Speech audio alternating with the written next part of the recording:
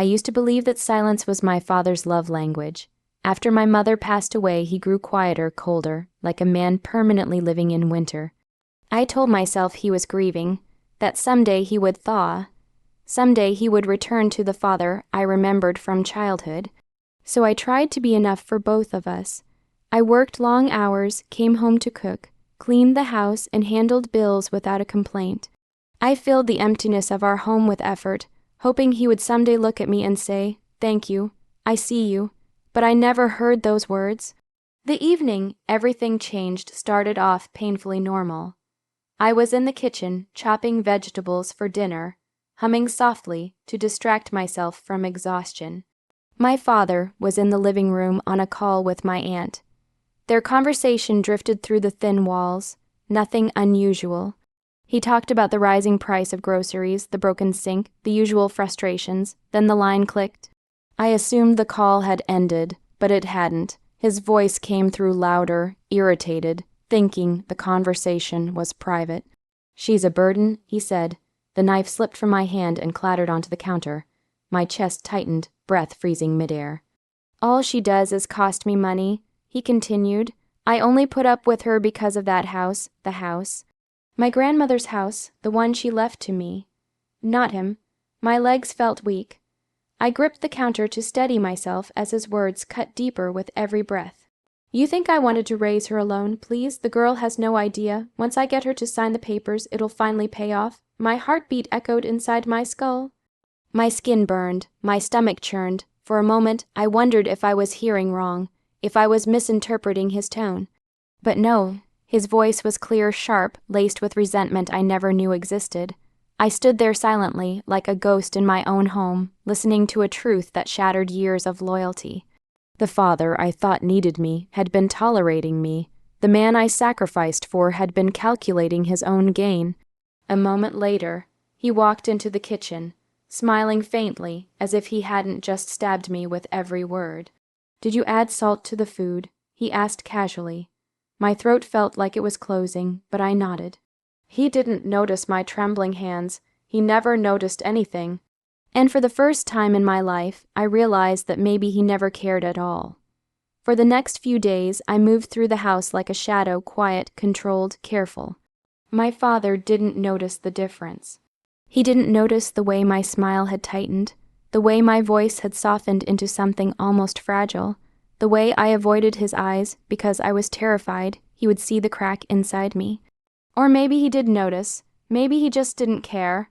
I replayed his words over and over again, the sentence that had carved itself into my chest. "She's a burden." It echoed in the hallway when I walked past his room. It whispered in my ear during breakfast.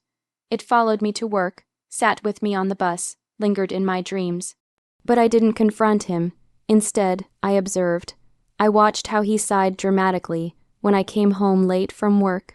I saw how his expression tightened when I told him I'd already paid the electricity bill. I noticed how he spoke to relatives always complaining, always the victim, always portraying himself as a man who carried the weight of an ungrateful daughter. My hurt slowly began to harden into clarity. He had never needed me. He had needed what I owned. Every smile suddenly felt rehearsed. Every pat on the shoulder felt transactional. Every "I'm proud of you" felt like bait, and the more I noticed, the more the illusion I had built around him collapsed. But pain, I learned, can be powerful fuel. It was silent Wednesday afternoon when I made the decision. I had taken the day off from work, pretending to be sick, but the truth was that my heart simply couldn't handle another day of pretending everything was normal. I sat at the dining table with the deed to my grandmother's house in front of me, a house filled with kindness, laughter, and warmth, everything my current home lacked. My grandmother had loved me. My father only wanted her property. I traced my fingers over her signature, almost expecting to hear her voice urging me to protect myself. I felt something shift inside me, something sharp, steady, and certain. I was done being used. I called a real estate agent, a woman named Farah. Her voice was warm, steady, patient. When I told her I wanted to sell the house quietly, she didn't question me. "People have their reasons," she said gently. "I'll help you." For the first time in days, my lungs filled with air that didn't hurt. The silence around me felt different, no longer suffocating, but comforting. I didn't need to scream, fight, or expose him. My revenge would be quiet, calculated, beautiful, and it had already begun. My father woke up unusually early the morning everything fell apart. I could hear him humming in the living room, flipping through newspapers, pacing with an excitement he didn't bother to hide. For weeks he had been hinting not subtly about future plans, renovations, and what we'll do once things are finally in my name. He truly believed he was just a signature away from owning my grandmother's house, and in a twisted way, his confidence made my silence feel sweeter. By late afternoon, the mail arrived. I was in my room folding clothes when I heard him tear open an envelope. A few seconds passed, then silence. Not the usual heavy silence of a tired man, but the paralyzed silence of someone watching their entire future crumble into dust. "What is this?" he whispered. I stepped into the hallway just as he staggered back, clutching the notice from the real estate office. His hands shook, his eyes darted across the paper, searching for some line that would explain away the truth. "You sold the house," his voice cracked, disbelief strangling the words. "Yes," I said softly, without telling me. "It was never yours to be told about." His face contorted shock, anger, betrayal, all swirling together like a storm he could no longer control. "That house was meant for the family," he shouted. "Do you understand what you've done? I raised you, fed you, sacrificed for you?" A bitter laugh threatened to escape my throat, but I kept my expression calm. "I heard you," I said quietly. The phone call, every word. His mouth fell open. For the first time in my life, he looked genuinely afraid. You heard that," he stammered. "Yes." He scrambled for an excuse.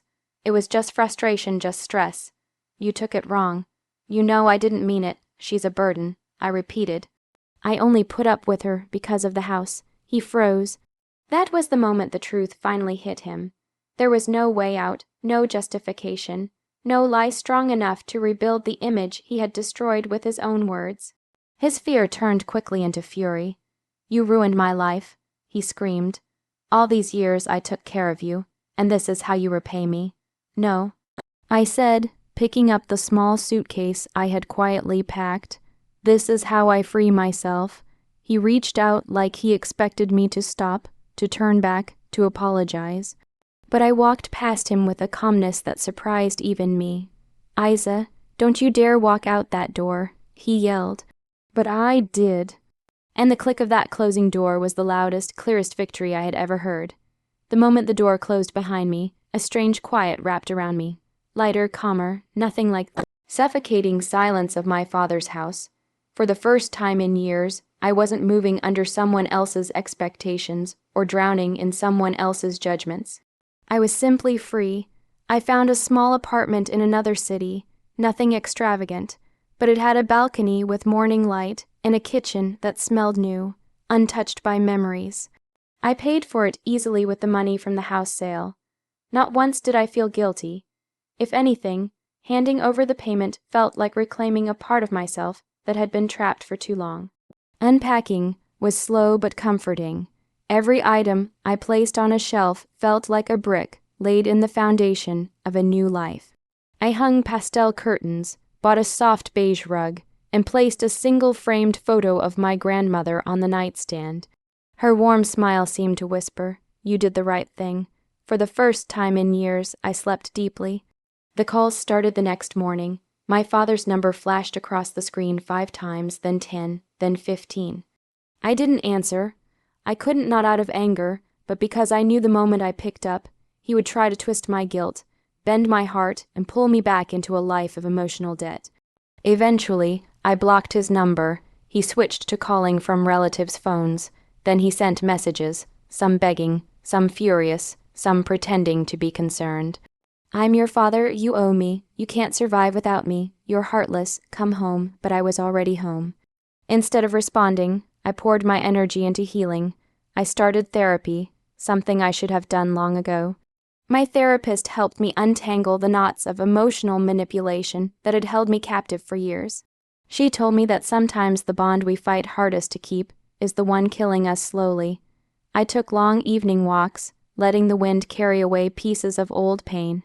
I learned to cook meals just for myself, savoring the taste without rushing or serving. I made friends, real ones, who listened, laughed, and supported me without expecting anything in return. Day by day, I felt myself expand, breathe, grow. As months passed, the ache inside me softened. I no longer replayed his words in my head. I no longer felt guilt for choosing myself. I no longer wondered if he would ever change. Some people break you. Others teach you. My father had done both, but I chose the lesson over the wound. My sweetest revenge wasn't money or silence or walking away. It was building a life so peaceful that he would never again have the power to disturb it.